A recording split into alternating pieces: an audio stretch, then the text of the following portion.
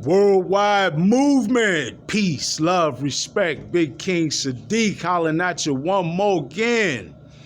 All right, folks. You all know me. Thank you so much for helping to continue to build this worldwide movement. Please continue to like, share, subscribe, click your notification button, and let's continue to raise awareness and build this powerful worldwide movement. Peace, love, respect. One of the things that I've been making videos about lately and trying to bring some awareness to was the struggles of farmers in this nation, right? This is real, folks, and we need to, in my opinion, my humble opinion, take it a bit more seriously and understand that we have to make sure those, even though we see, and I don't give credence necessarily to the political system because it's just so flawed, right? But still, many of us put energy in that system. So I'm saying to those of you who do, we need to better understand the importance of the struggle of the people who get the food onto our plates, right?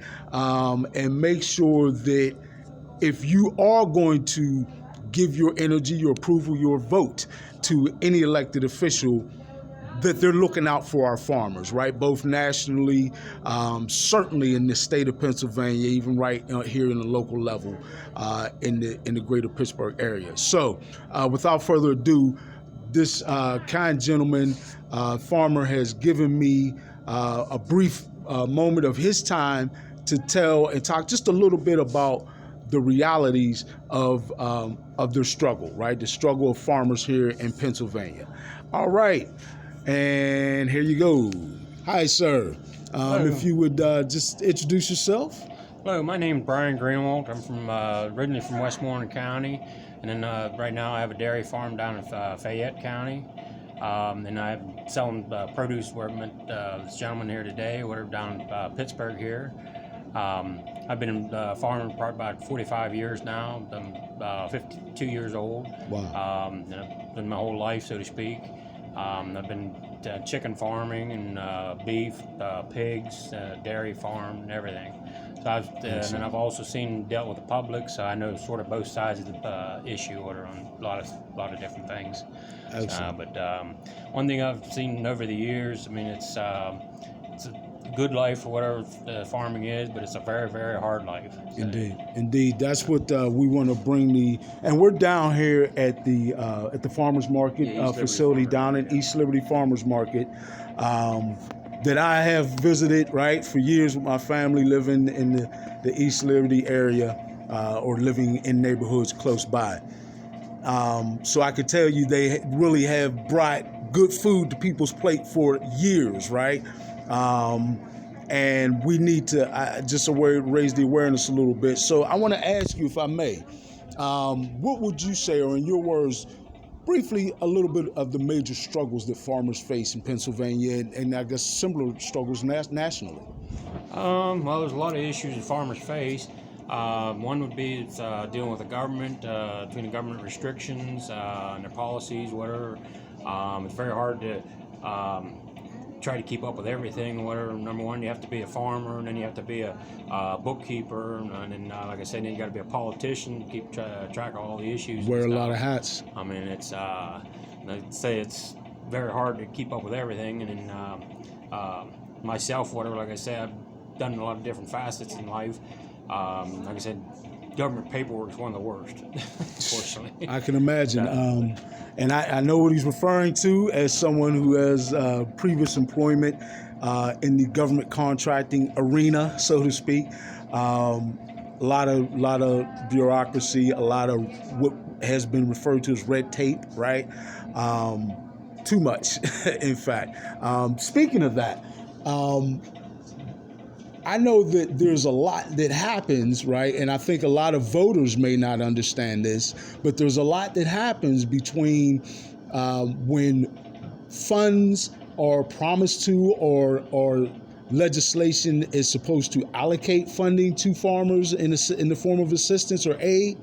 I understand there's a lot that happens between that legislation being passed and the actual monies being given to the farmers, right? So just briefly, if you could give me your opinion or maybe some of your experience or things that you've heard about on that. Well, one of the things we just got done was the COVID thing, whatever. Here, they allocated so much for farmers because of the COVID payment or the COVID disease. But the problem was, like I say, I think they said that they only gave about half because half the farmers didn't qualify. Okay. Because they wasn't doing something that they wanted to done right. Okay. I mean, or something, or they wasn't in the right category. Okay. So consequently, half the money was still sitting there, or whatever. And I don't know what happened to the money, so to speak. Okay. I mean, it was allocated, but then, like I say, it's still sitting there or disappeared. I don't know what. Okay. So, in your opinion, with things like relief payment that may have been part of the legislature that's associated with the COVID relief effort. Well, it's a matter of and some other you have to forms follow of legislation. guidelines or be a certain size or jump through the hoops, so to speak. That's what all government programs are that way. Okay. You have to jump through. They'll give you money, but you have to do this and do that and be compliant and all those different things. And like I say, if you don't qualify for any of them, then they don't give you the money. Right. And that's your opinion, which is certainly valid, and I think that a lot of people may not understand how it feels to be put into, and this is why I'm asking you this, because I really want a lot of people to understand your opinion, understand your experience, and understand how this is a frustrating situation for a lot of the nation's farmers, and certainly right here in Pennsylvania.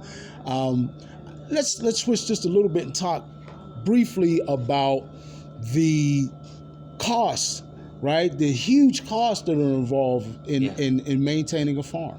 Yeah. Well, like I was telling you earlier, I had an Amish friend or whatever. He started out, got married, and had a couple kids or whatever, and he wanted to get into farming. Mm-hmm. Well, for him to buy a farm or whatever, he was looking at a 40-acre piece of ground, and it was like $400,000. Now, he only make most $100,000 a year on that 40 acres. If he does everything perfectly, so to speak, and that's no bad weather, no hidden costs or any problems that unforeseen rainy days. Yeah. So if he had a perfect year, he'd only get maybe $20,000 profit. Wow. Well, by the time he gets done paying for the land, and then they'd pay $200,000 for equipment, and then another $200,000 for buildings or whatever he needs facility-wise. Wow. He has $600,000. But it's going to take him how many years? About $20,000 a year to pay for it. And that's without interest. Wow! And like you said, that doesn't even cover the cost, the initial cost of the land itself. Yeah. Well, it's the $600 for everything. Yeah. Okay. So, but that's even nowadays standard. 40 acres is nothing. Right. Your average farm nowadays is almost over 1,000 acres. Okay. So what you're referring to isn't even a farming effort to be competitive. Yeah. And right. That's just a small, so to speak, a family farm, so to speak. Okay. I mean, okay. But there again, I mean, the Amish are willing to give up everything, put it into the farm or put it into their equipment and stuff like that. But like I say, when they can't afford or be able to justify the price of it, there's something wrong. Yeah. I mean, it's. And folks, again, these, just to give you a quick example, I'm not going to get all up on the labels, but these are good products, folks, right? What are some of your products, just generally? We handle jellies and jams from the Amish. We do a lot of produce, and we get into a lot of their jarred products and plants from them. And then we have eggs and we have a few other companies we deal with, local companies. Look, this folks, $4, right, for all natural jellies. They're not asking, incredibly high prices for natural products, right? Look at this. These are dried beans, whatever, and dried herbs. All natural, out of the ground, right? I'm a big proponent of being able to eat natural things that don't have a myriad of chemicals that you're putting in your body that resemble much of what we see in the grocery stores, right? That's another issue too. Whatever some of the things that the government does, like pasteurizing milk. milk is itself, whatever, over the years, you can drink milk without pasteurization. But like I said, people have gotten sick from it.